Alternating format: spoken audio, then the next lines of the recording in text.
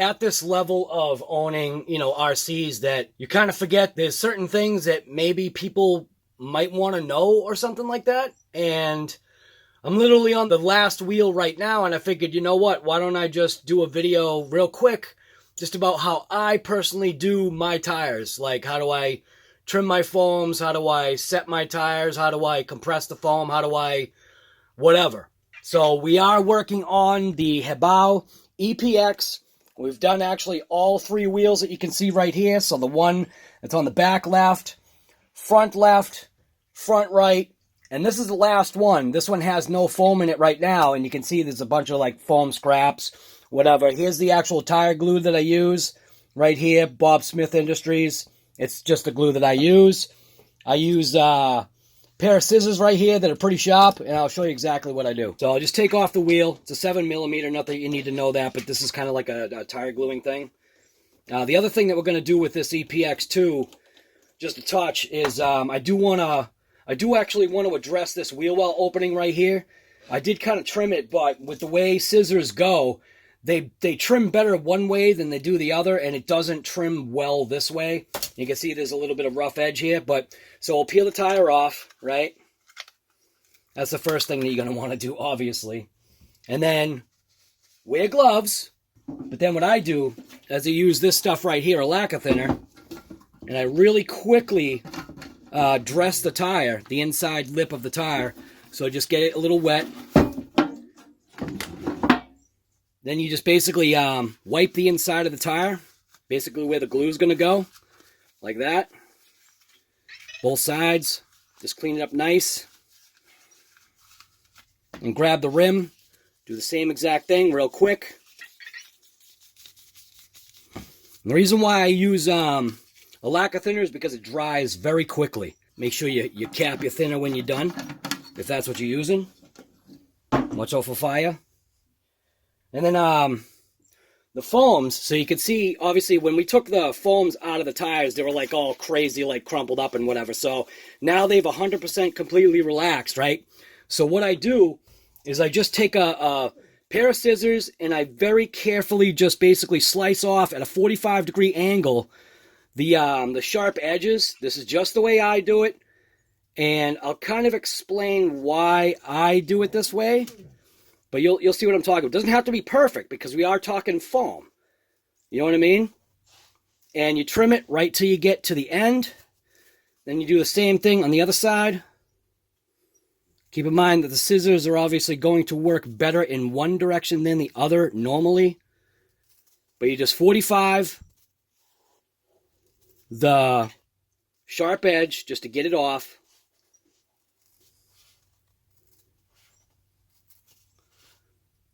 Just like that right there. It doesn't need to be perfect, but that's pretty much what it looks like after I've done that, right? Then what I do is I actually fold it inside out and kind of give it, you know, like a semi-evenness, right? Now see that edge that's right there? See how now you have an edge that kind of sticks up? So I now do is I then cut that little edge off. Again, it kind of like a semi-45. You know, just do the best you can. When you turn these foams inside out, they act a little funny. You kind of like have to squeeze it as you go. But this is the way I do it, and it works for me. And I just trim it right till I get to where I started. If I got a little nub or anything, you just clean it off. Go the opposite side, do the same exact thing. Again, doesn't have to be perfect. This is just foam. Just do the best you can to kind of keep it, you know, kind of semi-even. You're just taking off that edge. That's literally all you're doing. And I'll explain why. So now I'll clean that up a little bit. I don't like that little chunk there. Don't like that little chunk there. Perfect. Now I'll flip it inside out. And what it does is it gives it kind of like a taper on both the inside ring and the outside ring. And the reason why I do that is because while you're looking at the tire, okay, you may think it's got like a flat profile, but if you're actually able to see actually inside, when you trim the foam like that, it fits better in the corners. So now I'll just put the foam in. Like, I mean, look at how massive the foam is compared to the tire, right? So it will compress and go in there. So I just kind of like, you know, force feed my foams into my tires. And you'll see it'll look a little funky, like at first. Like, see how when you put it in there, it's like kind of all mangled and whatever. So then you just kind of like stretch the tire out a little bit, kind of give it like a roll. Like I have like a finger that's inside, and I'm basically rolling the foam on the inside. Then I do this, right? Then, I mean, see how good those foams are actually fitting in there? Now see how you have some wrinkles right there? Focus. See how you get some wrinkles right there? What I usually do is then I'll just take 2 fingers or whatever and just pull the tire along and kind of try to even out that foam on the inside. And it doesn't stop there, because once we roll this tire onto the rim, I'll then do it again. But see what happens, right? When you do this, see how kind of like, it's almost like pulling the foam kind of like around. Now, see how pretty much now the wrinkles are pretty consistent throughout? That's how you want it to look. At least that's how I want it to look. Okay? Then the reason why you're cutting that inside edge of the foam is so that it doesn't catch like on this inside edge here. So obviously pay attention to which way you want the tires showing. So obviously I want the lettering showing out. This is the outside side of the tire. And you just kind of stretch the tire right on. Roll the bead over the rim so that it sets in. And I will actually kind of like push my tire further forward that way. And then I will pull on the edge of the tire to set it in the bead channel. Just like that. Right? And the same thing there. And now what you do is you actually roll the tire like on the table. So what I'll do is a bunch of times, as you can see, I'm kind of like rolling the foam and the tire, making sure that it's like settled in. If you see what I'm saying, right? Kind of get the hint, get the clue, right? And then I'll just roll it by hand, kind of just squeeze it back and forth, kind of like compressing the tread, just making sure that, you know, it feels like how I want it to look. Then what I usually do is I'll set it up on one of my drivers, like that, so I can spin the glue actually into the channel. So I'll show you how I do that. So now I've got my glue ready. You basically just touch it right along the edge of the rim, and you just kind of just go like this, right along the edge of the tire. And then for me, what I do is I actually do this. I kind of just poke it down just a touch. Some people don't do it this way, but this is the way I do it. And then that same rag that you used with the stuff on it, just give it a quick wipe, just like that. It may get hot, the glue, but it's just wiping off the excess. You can actually feel the heat from it. And then there you go. It's sufficiently on. Then you just move on to the opposite side. Do the same exact thing.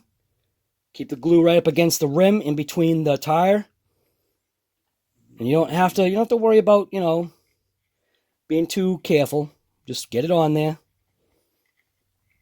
And then, like I said, I kind of just push it down just a touch. Some people don't like to do it this way, but this way works for me. That way I know that it fully seats inside that bead. Then again, take that same rag that has a little bit of the stuff on it. Wipe it off real quick. And then you're done. And then always make sure that, you know, with your tip, make sure you clean the tip off. Make sure there's actually air kind of coming through.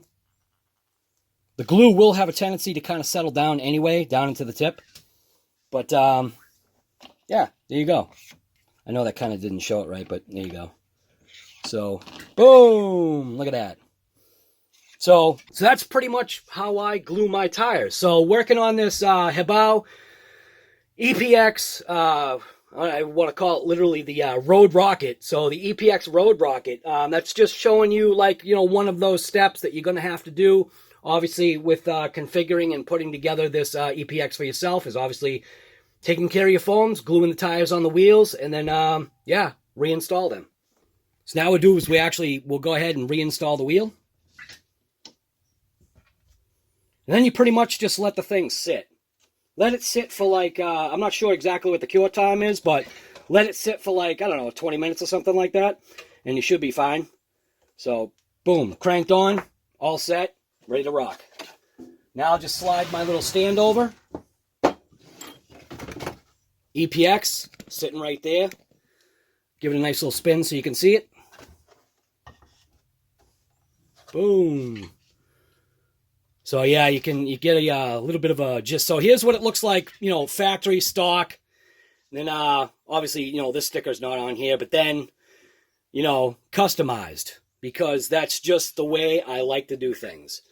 So I gotta tell you right now, picking that white body was actually the perfect decision, because these stickers that are actually on this thing, these stickers actually stick out like perfect. Of course, number 69, because that's all about me.